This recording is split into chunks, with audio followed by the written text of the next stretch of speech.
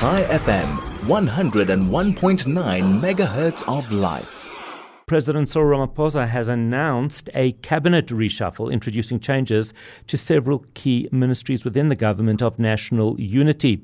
The reshuffle follows political negotiations with coalitions and comes at a time when South Africans continue to demand strong economic growth, improved service delivery and greater accountability from government. While supporters might argue that the cabinet change can inject fresh leadership into struggling departments, critics have questioned whether this is something that can really make a positive difference. To help us assess the political significance of the reshuffle, we're joined by Sandile Swana, political analyst. Sandile, welcome, and thank you for joining us. Can you just give us an overview of some of these changes? Oh, thank you so much. Yes, I think the most significant change from a citizen's perspective is really Ocamp, who becomes the Minister of Agriculture. And why I say this is the most significant change is the prominence of agriculture in the economy of South Africa and in the changes that have happened to our economy and international trade. So far, in terms of international trade, our agriculture has been successful, but in terms of, for a long time, let's be fair, in terms of managing the foot and mouth disease, it was a shocker. We've struggled. We've struggled for a long time. So the impact of this is that Steenhuisen, who was the Minister of Agriculture, let's talk as just as citizens now. He lost the leadership of the DA and now loses the ministerial position. So he's being, in essence, in the eyes of the public, being demoted. Yeah, for sure. In the cabinet. So that is the big news in this block, right? From the DA component of the GNU. Willie Ocamp,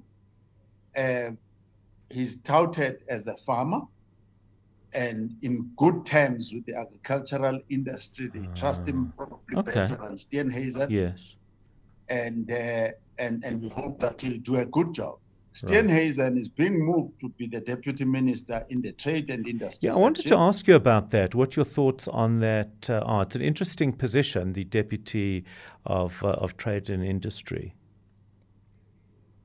Yes, Steenhuisen has worked with the ministry. They had to work together with the ministry to create new markets for South Africa, and they did that successfully, by the way.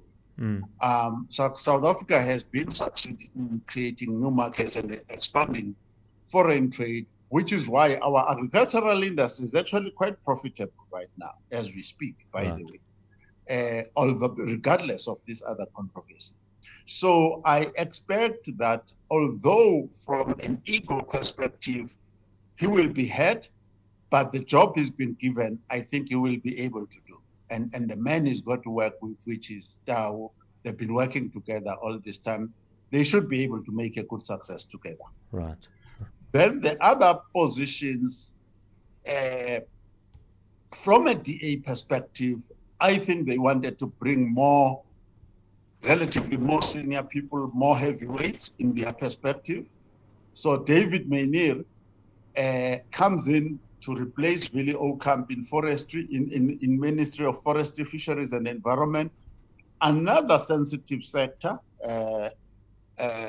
which was controversial with George being there, Dion George. So you have South Africans who believe in very much commercialization of wildlife and all those things. Then we have the strong conservation lobby. So there are different ideologies there. I am assuming that David Mainir is more in favor of the commercialization of the wildlife and all those forestry. types of and forestry and all that. Then Dinapule, that ministry, if we're to be blunt about it, it is the lunchbox of the ANC women's. I think I've come to... Wow, I love that expression. I think that is classic. Yeah. Yeah, I mean, the likes of Batabile Dlamini, Tolashe, these are people who've been involved hands-on in corruption. And the one we are bringing in now, she's been heavily implicated in corruption before. So it's a place where the Women's League extracts its funds, and they want somebody who's a very good scrummer who's going to take that ball and distribute it. So that is the job that Dinapule is going to be doing. And then again, a sensitive sector, and we will hope that they know what they are doing. Electricity and energy. They've removed Samantha Graham. Murray, I hadn't had much of her in terms of her outputs and achievements. Alexandra Abrams, I'm not sure, but the sector, I don't think I need to tell you that it's a very sensitive sector, crucial to our economy. Water and sanitation is in a mess. I am hoping that Jack Broom will somehow manage to be a positive influence in that sector, water and sanitation, which has been in a mess for an extraordinarily long period of time.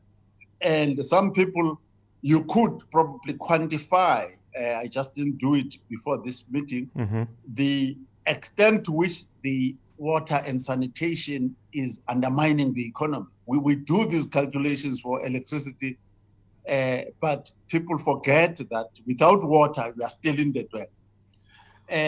Higher education, unfortunately, is one of those ministries that has been a lunchbox of the South African Communist Party in all respects, and a cesspit of total 100% corruption of the Communist Party. So Yusuf Karim is getting in there. We are hoping, and he must actually pull his socks up to actually change that environment into good governance and productivity of that sector. That sector is not meeting the needs of South Africa by any stretch of imagination. The overall, is there?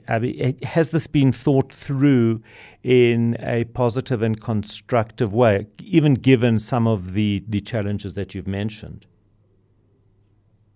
Yes. Look, from my perspective, let's say also just taking them at their own word. I think Jordan Hill-Lewis has tried, whether he succeeded, it's another story, to say in the remaining period of the GNU, because the term expires in 3 years' time now, can we use this, even for this year for that matter, to put in heavy hitters, gain momentum for the 2026 election and gain further momentum for that? As an example, I mean, to talk about another ministry, from my perspective, we have a very good Minister of Home Affairs, as an example. Obviously, he has not been as prominent as I would have preferred in terms of the politics of the GNU, because I could see that there's all kinds of containment within the GNU. But the minister is a very strong candidate. So I'm expecting that this new move, although it has got controversies behind it, the actual candidates will go in there and really, really do something for the citizens. I'm talking about the DA candidates this time. And let's hope that that is the case. We do need to leave it there, unfortunately. Sandile Swana, thank you as always. Give me your thoughts on these moves. Do you think that they show some promise? In a way, even given some of the major concerns that Sandile has raised, it does seem to me that it has been thought through in a decent and a constructive way.